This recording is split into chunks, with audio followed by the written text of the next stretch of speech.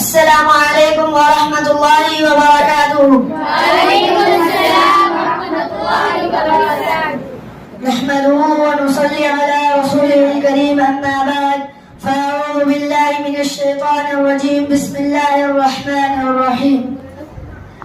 محترم جناب ناظم صاحب, مشفق اساتذہ کرام اور معزز سامعین, مجھے تہذیب حاضر نے عطا کی ہے وہ آزادی, مجھے تہذیب حاضر نے عطا کی ہے وہ آزادی کہ ظاہر میں تو آزادی ہے باطن میں گرفتاری.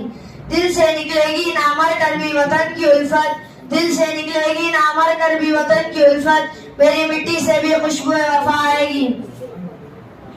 آج 15 اگست یوم آزادی کی سالگرہ ہے.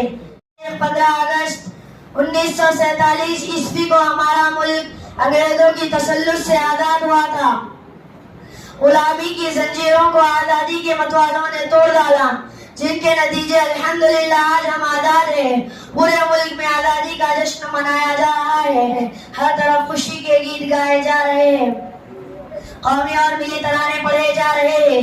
لیکن سوال یہ ہے کہ مسرت و شادمانی کا یہ دن کیا انگریزوں نے سونے کی تھالی میں سجا کر ہمیں سوغات میں بھیٹ کیا تھا؟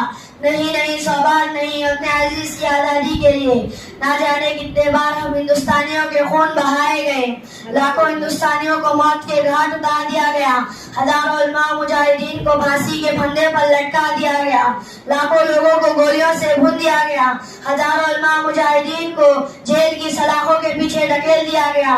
تب کہیں جا کر آزادی کا یہ دن دیکھنے کو نصیب ہوا.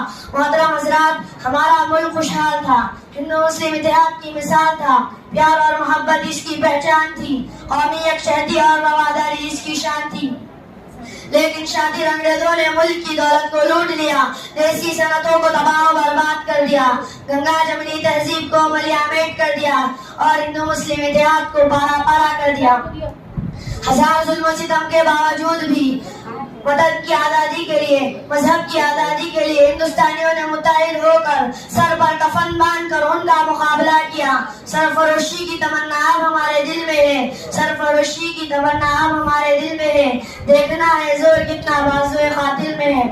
محترم حضرات, بالآخر انگریزوں کو جھکنا پڑا اور ہمارا ملک آزاد ہوا. آزادی کے بعد ایک مشترکہ آئین مرتب ہوا جس میں تمام شہریوں کو بلا تفریق مذہب و ملت آزادی دی گئی, ان کو حقوق تحفظ فراہم کیا گیا. لیکن بدقسمتی سے آج ہمارا ملک بھید بھاؤ میں سیاست کا شکار ہو گیا. نفرت کی سیاست پر آوان چڑھ رہی ہے, خصوصاً مسلمانوں کو ہر ماحول پیچھے ڈھکیلا جا رہا ہے اور ظلم و ستم کا نشانہ بنایا جا رہا ہے. جبکہ وطن عزیز کی آزادی میں ہم مسلمانوں کی قربانیاں برادران وطن سے 1000 گنا زیادہ ہے. اس کے باوجود بھی ہمیں ہی ملک کا بے وفا اور غدار تک کہا جا رہا ہے. دل سے نکلے گی نہ مر کر بھی وطن کی الفت, دل سے نکلے گی نہ مر کر بھی وطن کی الفت, میری مٹی سے بھی خوشبو وفا آئے گی. تو آئیے دوستو, ہم یہ عہد کریں کہ ایک بار پھر سے ہم متحد ہو کر نفرت کی سیاست, نفرت کی غلامی سے اپنے ملک کو آزاد کرائیں گے, پیار اور محبت کی باتیں کریں گے, تب ہمارا ملک ترقی پائے گا اور ترقی کی راہ پر گامزن ہوگا.